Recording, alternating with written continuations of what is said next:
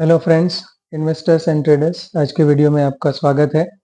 सबसे पहले शुरू करेंगे डिस्क्लेमर के साथ कि यहाँ पे जो भी स्टॉक की बात होगी, कोई भी शेयर की जो बात होगी, वो सिर्फ एजुकेशनल पर्पस के लिए है। बाई या सेल की कोई रिकमेंडेशन नहीं है। बाई या सेल आपको अपने फाइनेंशियल एडवाइजर से सलाह लेके या खुद अपनी रिसर्च करके करनी है। यहाँ पे हम सिर्फ एजुकेशनल पर्पस से यहाँ पे स्टॉक की या तो मार्केट का डिस्कशन कर रहे हैं। सबसे पहले शुरू करेंगे मार्केट के साथ। तो मार्केट अभी भी वॉलेटाइल ही है थोड़ा सा, लेकिन ज़्यादा वॉलेटिलिटी नहीं है। बहुत ज़्यादा ऊपर नीचे नहीं हो रहा है। 25,000 के आसपास में निफ्टी जो है वो स्टेडी है। बैंक निफ्टी 51,050 के आसपास में घूम रहा है और एक दो दिन करेक्शन होता है, फिर से रिकवर हो जाता है। वैसे ही मिड कैप और स्मॉल कैप में भी वही ट्रेंड देखा जा रहा है।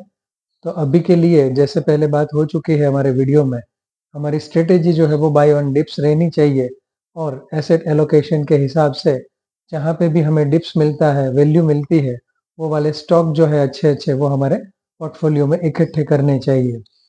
सबसे पहले शुरू करेंगे हुंडई मोटर्स के आईपीओ के साथ। हुंडई मोटर्स का आईपीओ जो कल से खुल चुका है, उसके लिए बात करेंगे। कोई भी आईपीओ जो होता है उसमें स्मॉल इन्वेस्टर जो रहते हैं उनका इंटरेस्ट जो रहेगा वो हमेशा ही ग्रे मार्केट प्रीमियम में रहता है। और हुंडई मोटर्स जो है उसका ग्रे मार्केट प्रीमियम देखा जाए तो 2-3% चल रहा है। और उसके एनालिसिस को देखा जाए तो वैसे कंपनी अच्छी है, बहुत सारे पॉइंट्स अच्छे हैं, पॉजिटिव पॉइंट्स बहुत है, लेकिन वैल्यूएशन जो है वो बहुत ही महंगी है।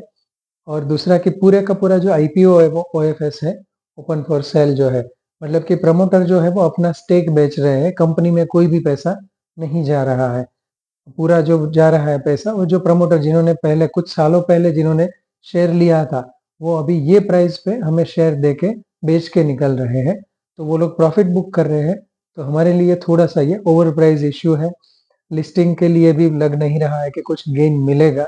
बहुत बड़ा आईपीओ है तो अलॉटमेंट जो है वो भी बहुत ही आएगा।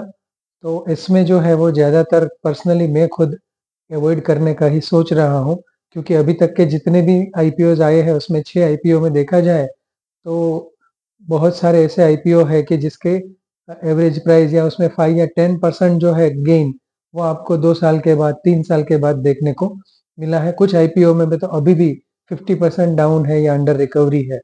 तो ऐसे बड़े आईपीओ जो है उससे बचा जाए वही ठीक रहेगा। फिर आगे अगर लिस्टिंग में बहुत अच्छी वैल्यूएशन डाउन में खुलता है, उसके बाद नीचे वाली प्राइस में मिलता है और आपको ऑटोमोबाइल इंडस्ट्रीज में जो कि सेकंड नंबर का प्लेयर है उसके ग्रोथ पे या भरोसा है, तो फिर आप तब सोच रहे हो। लेकिन अभी के लिए मुझे नहीं लग रहा है कि आपको आईपीओ में भी अप्लाई करना चाहिए। फिर भी आप अपना डिसीजन जो है वो जैसे मैंने कहा थोड़ा सा स्टडी करके अपने फाइनेंशियल एडवाइजर से पूछ के आप बना सकते हैं। मैं पर्सनली अभी यहाँ पे अवॉइड करने की सोच रहा हूँ। कभी आपको ये लगता होगा कुछ आईपीओ ऐसे भी रहे हैं कि जो 1 गुना भरे थे, 1 टाइम्स 2 टाइम्स या 3 टाइम्स ही भरे थे और लिस्टिंग के बाद वो डिस्काउंट में भी चले गए थे।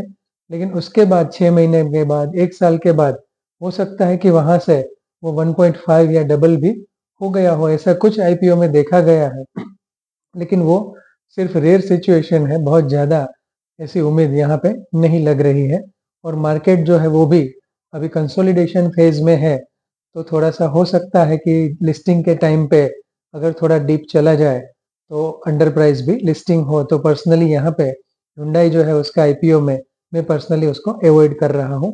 आप अपना डिसीजन बनाइए और कमेंट में ज़रूर लिखिए कि आप क्या सोच रहे हैं उसके बारे में। उसके उसके बाद दूसरा आईपीओ जिसकी डेट आ गई है वो है वारी एनर्जीज। उसका आईपीओ आ गया है, उसका प्रीमियम भी 80% के ऊपर चल रहा है। तो अभी तो उसमें थोड़ा सा समय है, देखते हैं उसका एनालिसिस कैसे आता है, फिर उसकी एंकर बुक कैसे आती है, एंकर इन्वेस्टर जो रहते हैं बड़े बड़े इंस्टीट्यूशंस, वो सब कौन कौन उसमें इन्वेस्ट करते हैं, उसको देखने के बाद आगे मन बनाएंगे। लेकिन अभी के लिए मैंने सोचा है कि वारी का जो आईपीओ है उसमें पर्सनली मैं अपने जितने भी डिमेट्स अकाउंट है उनमें अप्लाई करने की सोच सकता हूँ। फिर भी अभी थोड़ा सा समय है, तो आगे और भी स्टडी आ जाएगा और कुछ अपडेट होगी तो यहाँ पे हम उसको अपडेट करेंगे।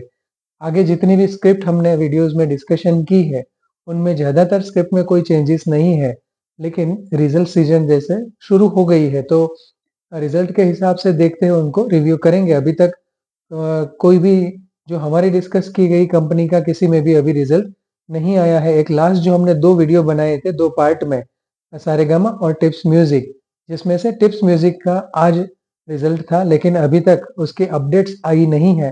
तो जैसे ही उसकी अपडेट्स मिल जाएगी, आपको भी उसकी अपडेट्स मिल जाएगी।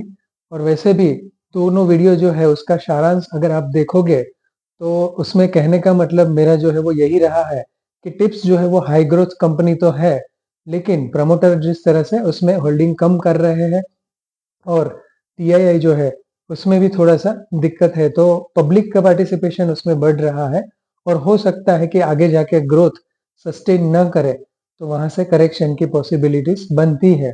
ये सिर्फ चांसेस है, फिर आगे तो आपको पता है कि 100% यहाँ पे स्टॉक मार्केट में कोई भी श्योर नहीं हो सकता है। वैसे जिस दिन बात हुई थी उसके दूसरे दिन टिप्स जो है वो 6-7% अप भी था, लेकिन वो तो सिर्फ शॉर्ट टर्म ट्रेडर्स जो है जिनको निकल जाना है वहाँ पे ट्रेड लेके एक थोड़ा-सा प्रॉफिट बना के, उनके लिए वो सब चीज़ें देखनी रहती है। फिर भी लॉन्ग रन में पर्सनली मेरा जो थोड़ा-सा झुकाव या तो एलोकेशन फंड का ज़्यादा रहेगा, वो सारेगामा में ही रहेगा, क्योंकि उनका ग्रोथ टिप्स के कंपैरिजन में स्लो ज़रूर है, लेकिन दूसरे जो पॉइंटर्स है, वो टिप्स से ज़्यादा पॉजिटिव लग रहे हैं मुझे। तो ये भी एक अपडेट थी। बाकी के जो भी स्टॉक थे, अपार इंडस्ट्रीज़ की बात हुई थी, ट्यूब इन्वेस्टमेंट की बात हुई थी, सीजी पावर का डिस्कशन हुआ था, सीडीएसएल का डिस्कशन हुआ था, फोकस लाइटिंग का भी हमने डिस्कशन किया था, ईआईडी पैरी का डिस्कशन किया था।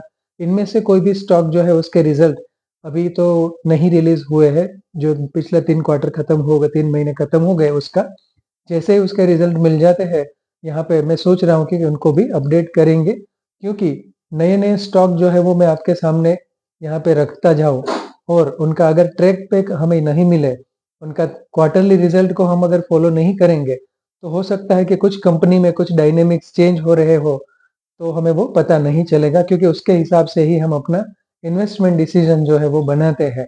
तो ये बहुत ज़रूरी है कि क्वार्टरली रिजल्ट जो है वो भी ट्रैक करेंगे। जितना भी हो सकता है वो सभी कंपनियों का मैं क्वार्टरली रिजल्ट ट्रैक करके यहाँ पे वीडियो में आपको अपडेट जो है वो मिल जाएगी।